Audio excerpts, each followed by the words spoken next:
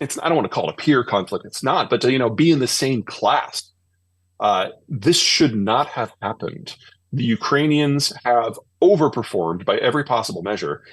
The Europeans have stepped up to the plate in a way that I didn't think they were capable of. Mm.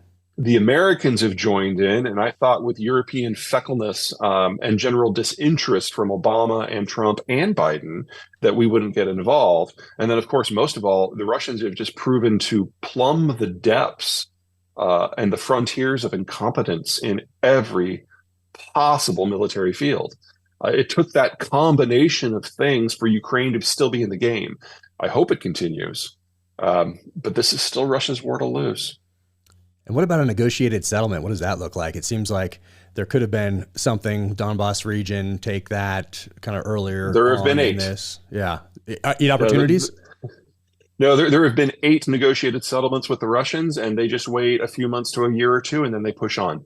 It gives the Russians time to consolidate and move on. Remember that when the Soviet system existed, they controlled every one of the access points to the Eurasian plain where the Russian heartlands are. It was the most secure that the Russians had ever been. They'd spent 350 years building that exterior position, and they finally got it in 1945. 1992, they lost all but one of those access points. And everything that Moscow has done, not just Putin, everything that Moscow has done since 1992 has been about rebuilding that crustal defense. So this is the Karabakh War settlements. This is the Georgia War, the Abkhaz War, the Kazakh intervention, the Donbass War, the Crimea War. All of these are part of the same chapter of Russian history. And so if there was a negotiated settlement, they would grab the territory, they would reinforce it, they would consolidate it, and then as soon as they felt they were ready, they would launch another conflict, just like they did the last 8 times. This one seems to be a little different for them. Yes, they thought that they could get Ukraine all in one go, and they thought to a degree, like I did back in January, that the Europeans and the Americans were not going to stick up for Ukraine. And I, just like they, miscalculated. Interesting. Well, maybe, I wonder if you don't miscalculate much, but maybe it's because we needed another war. We're out of Iraq, we're out of Afghanistan. What are we going to do? We have a lot of defense industry. I don't know anyone in the army who's like, oh yeah, let's go back to war. Oh, not the army. I'm talking more the politicians. And like, I wonder if we were still in Iraq and Afghanistan in those same numbers, what would our support for Ukraine look different if we were still? Oh yeah, that's because what I mean. We were dependent upon the Russians to supply our forces in Afghanistan. So I mean, we would have had a risk of having our entire military force in Afghanistan gutted.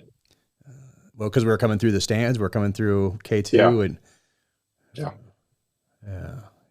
interesting. That's wild.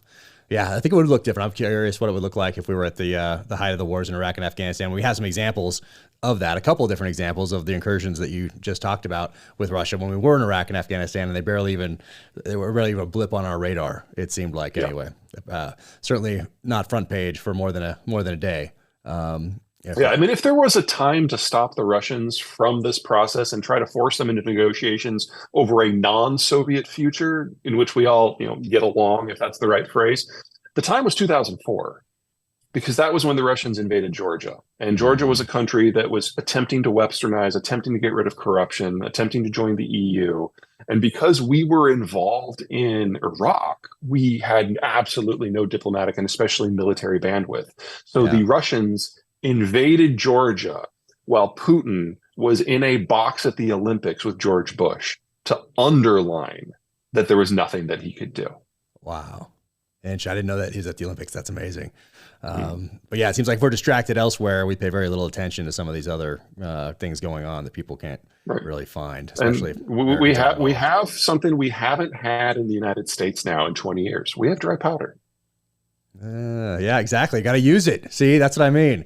The point of dry powder is not to use it. The point of dry powder is you have the, because you got to replenish it. You got to replenish it. Yeah. I mean, it's been 4 years now since we did the withdrawal from Iraq. And so we now have an army that is rested and recouped and has had a chance to retrain and re-equip and build out its numbers again. It's capable. I don't think anybody in the military doubts that. But political support of the United States for any sort of ground war, that's going to take another decade. And that's not going to be in Ukraine. No.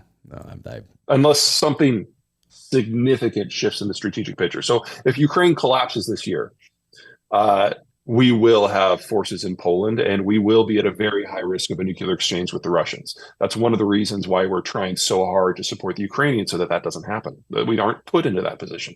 Because there's no buffer anymore. No Yeah. buffer states.